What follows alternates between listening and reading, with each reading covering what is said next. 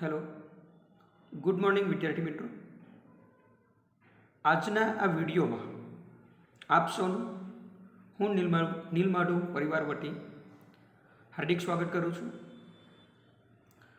આજનો આ વિડીયો ધોરણ 12 વિષય અર્થશાસ્ત્ર ચેપ્ટર નંબર 2 વૃદ્ધિ અને વિકાસના નિર્દેશકો growth and development indicators of growth and development શરૂઆત કરીએ કે આજે economic development and economic growth આ બંને જે શબ્દો છે વિકાસ અને વૃદ્ધિ બંને શબ્દો આપણને એકદમ સમાનાર્થી લાગે, એકબીજાના પર્યાય શબ્દો લાગે છે. આજના વિશ્વના તમામ દેશોનો માત્ર ને માત્ર એકમાત્ર ધ્યેય એ આર્થિક વિકાસનો છે. અને જ્યારથી જે સેકન્ડ વર્લ્ડ વોર દ્વિતીય વિશ્વયુદ્ધ પૂરું થયું અને ત્યાર પછી જો કોઈ આર્થિક ચિંતનનો વિષય હોય તો એ છે આર્થિક વિકાસનો. 1939 થી 1944 આજે દ્વિતીય વિશ્વયુદ્ધનો જે સમયગાળો છે 1939 થી 1944 જે બીજા વિશ્વયુદ્ધ પછી દુનિયાના જેટલા પણ વિકાસમાન દેશો છે એ દેશોએ તેમના દેશમાં રહેલી બેકારી, ગરીબી, અસમાનતા અને ભૂખમરાની આ બધી જે સમસ્યાઓ છે, આ બધી આર્થિક સમસ્યા, ગરીબી, બેકારી, અસમાનતા, ભૂખમરો, આ બધી જે સમસ્યાઓ છે એને ઉકેલવા માટે માત્ર ને માત્ર જો કોઈક ઉકેલ હોય તો એ છે દેશનો ઝડપી આર્થિક વિકાસ. આ શબ્દ ત્યારથી પ્રચલિત બનેલો છે દ્વિતીય વિશ્વયુદ્ધ પછી. આ બંને શબ્દો આર્થિક વિકાસ અને આર્થિક વૃદ્ધિ આ બંને શબ્દો ત્યારથી ખૂબ જ પ્રચલિત બન્યા છે. પરંતુ વિકાસમાન દેશોએ આર્થિક વિકાસ દ્વારા વિકસિત દેશોની સરખામણીમાં વિકસિત અને વિકાસશીલ આ બંને દેશો અલગ અલગ છે. એટલે વિકાસશીલ દેશો છે વિકાસમાન એ દેશોએ આર્થિક વિકાસ દ્વારા વિકસિત દેશોની સરખામણીમાં માથાદીઠ આવકનો તફાવત ઘટાડવાનો અને જીવન ધોરણ ઊંચું લઈ જવાનું નક્કી કર્યું. ત્યારબાદ આવા દેશોમાં આર્થિક વિકાસ માટેની જાગૃતતા આવી છે. અને એ પણ યાદ રાખવું જોઈએ કે આર્થિક વિકાસની જરૂરિયાત માત્ર વિકસતા રાષ્ટ્રો પૂરતી સીમિત નથી, પરંતુ વિકસિત રાષ્ટ્રોમાં પણ કોઈક ને કોઈક જુદા જુદા કારણોસર એટલી જ તીવ્ર પ્રમાણમાં એની જરૂરિયાત જોવા મળે છે. વિકાસમાન રાષ્ટ્રો આર્થિક વિકાસ દ્વારા ગરીબી, બેકારી ઘટાડીને પ્રજાનું જીવન ધોરણ સુધારવાનો ઉદ્દેશ ધરાવે છે.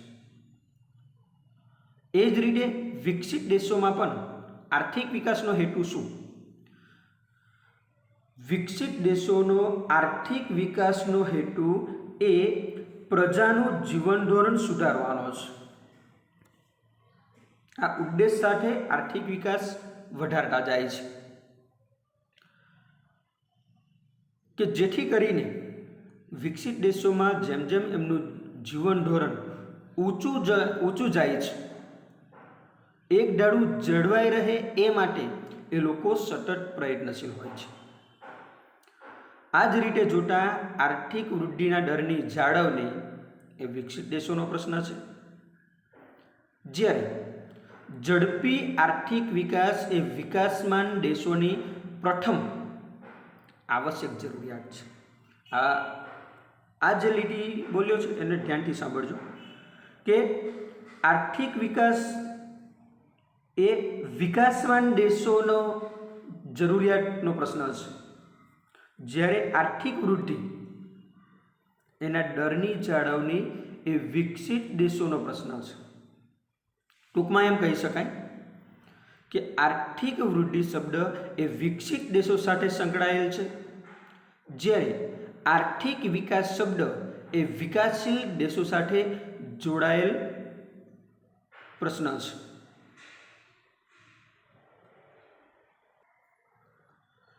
સામાન્ય રીતે આર્થિક વિકાસ, ઇકોનોમિક ડેવલપમેન્ટ અને આર્થિક વૃદ્ધિ એટલે કે ઇકોનોમિક ગ્રોથ બંનેને સમાન ગણવામાં આવે છે.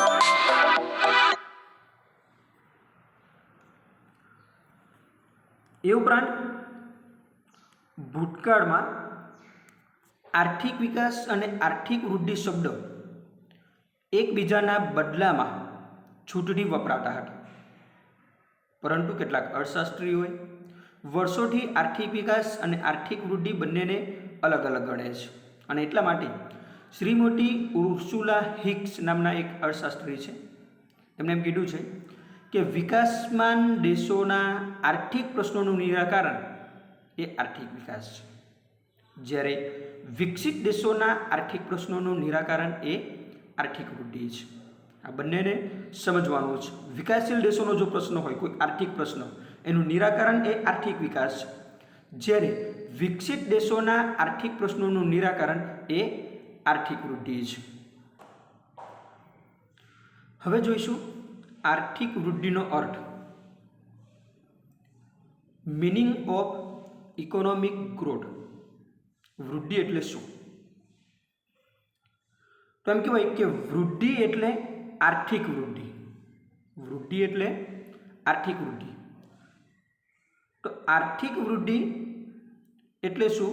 કે આર્થિક વૃદ્ધિની સમયના લાંબા સમયગાળા દરમિયાન, બરાબર ધ્યાનથી સાંભળજો, આર્થિક વૃદ્ધિને સમયના લાંબા ગાળા દરમિયાન અર્થતંત્રમાં ચીજ વસ્તુઓના કુલ ઉત્પાદનમાં થતા વધારા સાથે સંબંધ છે. ફરીથી હું કહું છું કે આર્થિક વૃદ્ધિ એટલે કોઈ પણ દેશમાં ચીજ વસ્તુઓના કુલ ઉત્પાદનમાં જો સતત વધારો થાય, ચીજ વસ્તુઓના કુલ ઉત્પાદનમાં થતો સતત વધારો એટલે આર્થિક વૃદ્ધિ, એની સાથે સંબંધ ધરાવે છે. વૃદ્ધિ એટલે માત્ર વધારો થવો, અને આર્થિક વૃદ્ધિમાં વાસ્તવિક રાષ્ટ્રીય આવક અને વાસ્તવિક માથાદીઠ આવક, વાસ્તવિક રાષ્ટ્રીય આવક અને વાસ્તવિક માથાદીઠ આવક, આ બંનેમાં સતત વધારો થાય છે. અને આર્થિક વૃદ્ધિ માટે જે આ સતત ઉત્પાદનમાં વધારો થાય છે, એના માટે જવાબદાર પરિબળો કયા? એના માટે જવાબદાર પરિબળો છે જમીન, મૂડી, શ્રમ અને નિયોજન શક્તિ. આ જે ઉત્પાદનના સાધનો છે, ચારેય ઉત્પાદનના સાધનો, જમીન, મૂડી, શ્રમ અને નિયોજન શક્તિ, આના દ્વારા ઉત્પાદનના જે સાધનોના પુરવઠામાં અને ગુણવત્તામાં સતત વધારો થાય છે. આ આર્થિક વૃદ્ધિ માટે જવાબદાર પરિબળો છે. બીજા શબ્દોમાં કહીએ તો ઉત્પાદનના સાધનોની ઉત્પાદકતાનો વધારો જવાબદાર હોય છે. ઉત્પાદનના સાધનો તો સ્થિર છે, બરાબર, પરંતુ એની ઉત્પાદકતા કેટલી છે? એ ઉત્પાદકતામાં વધારો કરવામાં આવે છે, જેને કારણે આર્થિક વૃદ્ધિ થાય છે. ટૂંકમાં એમ કહેવાય કે દેશના ઉત્પાદનના સાધનોના પુરવઠામાં, તેમની પ્રાપ્તિમાં વધારો થતો હોય, સાધનોની ઉત્પાદકતા કે એની કાર્યક્ષમતા વધતી હોય, અને એને કારણે વાસ્તવિક રાષ્ટ્રીય આવક અને વાસ્તવિક માથાદીઠ આવક સતત વધતી હોય, તો એને કહેવાય આર્થિક વૃદ્ધિ. આમ આર્થિક વૃદ્ધિ એ પરિમાણાત્મક પરિવર્તન છે. આ તફાવતમાં પૂછાય છે, અથવા તો વિભાગ એ અથવા વિભાગ બીમાં એ બંને પૂછાઈ શકાય કે આર્થિક વૃદ્ધિ એ કેવું પરિવર્તન છે. આર્થિક વિકાસમાં પણ આ પૂછાય. આર્થિક વિકાસ એ ગુણાત્મક પરિવર્તન છે, જ્યારે આર્થિક વૃદ્ધિ એ પરિમાણાત્મક પરિવર્તન છે. એટલે આ જ બંને વચ્ચેનો તફાવત પણ પૂછાય છે આપણને. વિભાગ ઈમાં 5 માર્ક્સમાં આ પ્રશ્ન પૂછાય કે બંને વચ્ચેનો તફાવત સમજાવો. તો આર્થિક વૃદ્ધિ એ પરિમાણાત્મક છે. પરિમાણાત્મક એટલે માત્ર જથ્થામાં વધારો થવો. આર્થિક વૃદ્ધિ જે પરિમાણાત્મક છે એ માત્ર જથ્થામાં વધારો થવો. એટલે આર્થિક વૃદ્ધિ એ વધુ ઉત્પાદન, કાચી રાષ્ટ્રીય પેદાશમાં દર વર્ષે થતો વધારો દર્શાવે છે અને એના દ્વારા દેશની આર્થિક સ્થિતિનું સાચું ચિત્ર રજૂ થાય છે. અને દુનિયાના બે દેશો વચ્ચેની આર્થિક રીતે જો સરખામણી કરવી હોય તો આર્થિક વૃદ્ધિનો જે ખ્યાલ છે એ સૌથી વધુ ઉપયોગી સાબિત થાય છે. આ થઈ વાત આર્થિક વૃદ્ધિની. ટૂંકમાં આર્થિક વૃદ્ધિ એટલે ચીજ વસ્તુઓના ઉત્પાદનમાં સતત વધારો થવો.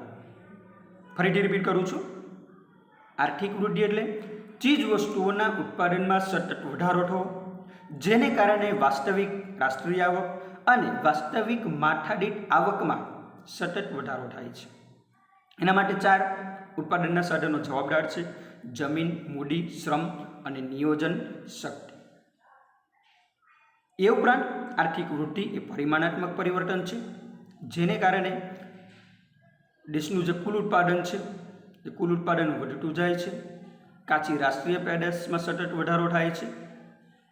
અને લાસ્ટ ટાઈમ કહી શકાય કે જો બે દેશોની સરખામણી કરવી હોય, કમ્પેરિઝન કરવી હોય, એનું મૂલ્યાંકન કરવું હોય તો આર્થિક વૃદ્ધિનો ખ્યાલ એ ઉપયોગી સાબિત થાય છે. આ આર્થિક વૃદ્ધિને વધુ સમજવા માટે એની જે વ્યાખ્યાઓ છે, વ્યાખ્યાઓ સમજવાનો આપણે પ્રયત્ન કરીશું. એની ડેફિનેશન આપેલી છે. 2 અર્થશાસ્ત્રીઓ છે. એક છે હેન્સન નામના અર્થશાસ્ત્રી, જેને આર્થિક વૃદ્ધિની વ્યાખ્યા આપી છે. બહુ સરસ વ્યાખ્યા આપી છે, એને ધ્યાનથી સમજવાનો પ્રયત્ન કરજો. આર્થિક વૃદ્ધિની વ્યાખ્યા હેન્સન નામના અર્થશાસ્ત્રીએ જે આપેલી છે એને વિગતે જોઈશું કે આર્થિક વૃદ્ધિ એટલે રાષ્ટ્રીય આવકનો વૃદ્ધિ દર, રાષ્ટ્રીય આવકનો વૃદ્ધિ દર અથવા વસ્તુઓ અને સેવાઓના કુલ ઉત્પાદનના પ્રમાણમાં થતો વધારો. રાષ્ટ્રીય આવકનો વૃદ્ધિ દર અથવા તો વસ્તુઓ અને સેવાઓના કુલ ઉત્પાદનમાં થતો વધારો. એટલે અગાઉ આપણે જે વાત કરી ને કે આર્થિક વૃદ્ધિ એ પરિમાણાત્મક ખ્યાલ છે, માત્ર એ જથ્થામાં સતત વધારો થાય તે દર્શાવે છે.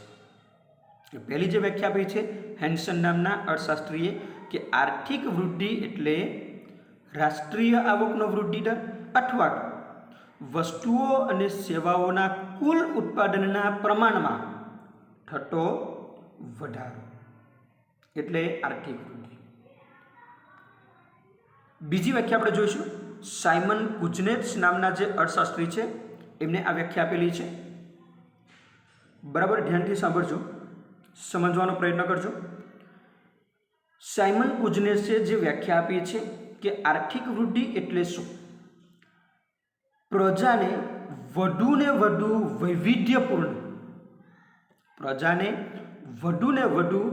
વૈવિધ્યપૂર્ણ આર્થિક ચીજવસ્તુઓનો પુરવઠો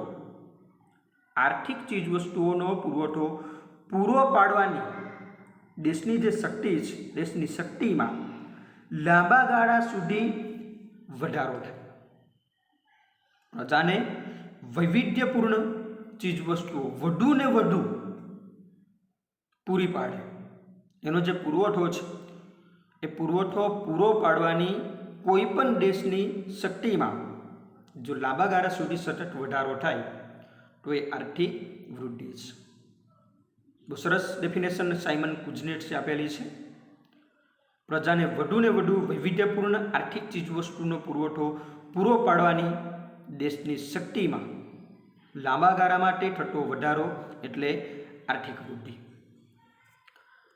હવે આ જે ખ્યાલ આર્થિક વૃદ્ધિનો આપેલો છે એની કેટલીક મર્યાદાઓ છે.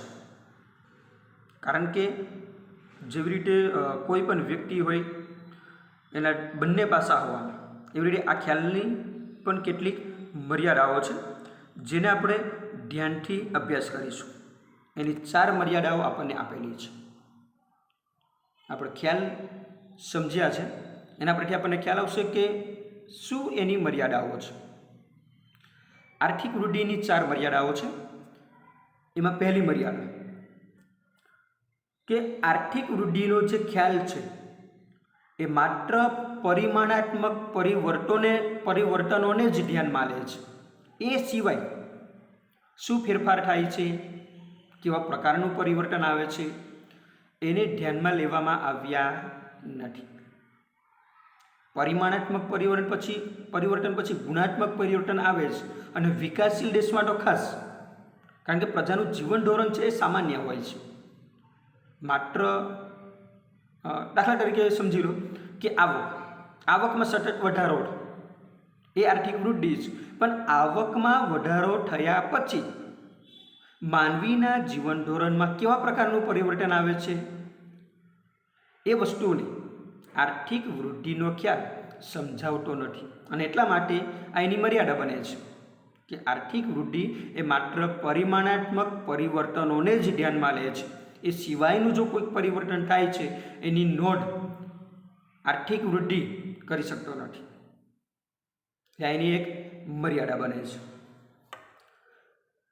ત્યાર પછી બીજી મર્યાદા એ બને છે કે આર્થિક વૃદ્ધિ થાય છે એટલે કે ઉત્પાદનમાં સતત વધારો તો થાય છે, પરંતુ સમાજમાં સંસ્થાકીય અને મનોવૈજ્ઞાનિક વલણો યથાવત રહે છે. એમાં કોઈ ફેરફાર થતો આ એક એની મર્યાદા છે કે આર્થિક વૃદ્ધિમાં રાષ્ટ્રીય આવક વધે, જેને કારણે લોકોની માથાદીઠ આવક વધે, પરંતુ લોકોના સંસ્થાકીય અને મનોવૈજ્ઞાનિક જે વલણો છે એ યથાવત રહે છે. યથાવત રહે છે એટલે કે સ્થિર રહે છે. એમાં કોઈ પરિવર્તન આવતું નથી. ખરેખર પરિવર્તન આવે, લોકોની આવક વધે ને, આવક વધે એટલે માનવીનું વર્તન બદલાય, આર્થિક વર્તન એ બદલાય છે. પરંતુ આ આર્થિક વૃદ્ધિના ખ્યાલમાં આ સંસ્થાકીય અને મનોવૈજ્ઞાનિક પરિબળો એમાં શું ફેરફાર થાય છે એની નોંધ કરવામાં આવી નથી. એટલે એની એક બીજી મર્યાદા બને છે કે સંસ્થાકીય અને મનોવૈજ્ઞાનિક વલણો યથાવત રહે છે, એમાં કોઈ ફેરફાર થતો નથી, અર્થાત એ સ્થિર રહે છે. ત્રીજી મર્યાદા, આર્થિક વૃદ્ધિનો ખ્યાલ મર્યાદિત છે, કારણ કે આર્થિક વૃદ્ધિનો ખ્યાલ એ માત્ર ઉત્પાદનમાં થતો વધારો જ દર્શાવે છે. એ સિવાય શું પરિવર્તન આવે છે એ દર્શાવતો નથી. એટલા માટે આ ખ્યાલને મર્યાદિત કહેવામાં આવે છે, કારણ કે ઉત્પાદનમાં વધારો થાય એટલે લોકોની આવકમાં વધારો થવાનો છે, અને આવકમાં વધારો થયા પછી એના જીવન ધોરણમાં પરિવર્તન આવવાનું છે, એના વર્તનમાં ફેરફાર થવાનો છે, જેની નોંધ આ આર્થિક વૃદ્ધિના ખ્યાલમાં કરવામાં આવી નથી. એટલે આ એક ત્રીજી મર્યાદા. પહેલી મર્યાદા માત્ર પરિમાણાત્મક પરિવર્તનો જ ધ્યાનમાં લેવાય છે. બીજું, સંસ્થાકીય અને મનોવૈજ્ઞાનિક વલણો એ સ્થિર રહે છે. ત્રીજી મર્યાદા, આર્થિક વૃદ્ધિનો ખ્યાલ મર્યાદિત છે, કારણ કે માત્ર ઉત્પાદનમાં વધારો જ દર્શાવે છે. અને ચોથી મર્યાદા કે જો લોકોનું કલ્યાણ તેમજ એમાં થતા ફેરફારો જાણવા હોય, લોકોના કલ્યાણમાં કેવા પ્રકારનો ફેરફાર થયો જો એ જાણવું હોય તો આર્થિક વૃદ્ધિના ખ્યાલ દ્વારા જાણી શકાતું નથી. એના માટે આ ખ્યાલ ઉપયોગી નથી, કારણ કે આવક જ વધે છે. આ જે ખ્યાલ છે આર્થિક વૃદ્ધિ, એ આવકમાં વધારો થાય છે, ત્યાર પછી શું થાય છે એ સમજાવતો નથી. એટલે આની આ જે આર્થિક વૃદ્ધિનો ખ્યાલ છે એની 4 મર્યાદાઓ બને છે. એક, પરિમાણાત્મક પરિવર્તનો ધ્યાનમાં લેવાય છે. બીજું, સંસ્થાકીય અને મનોવૈજ્ઞાનિક વલણો સ્થિર રહે છે. ત્રીજું, ખ્યાલ મર્યાદિત છે. અને ચોથું, લોકોનું કલ્યાણ અને એમાં થતા ફેરફારો જાણવા માટે આ ખ્યાલ ઉપયોગી સાબિત થતો નથી. આ એની 4 મર્યાદાઓ છે.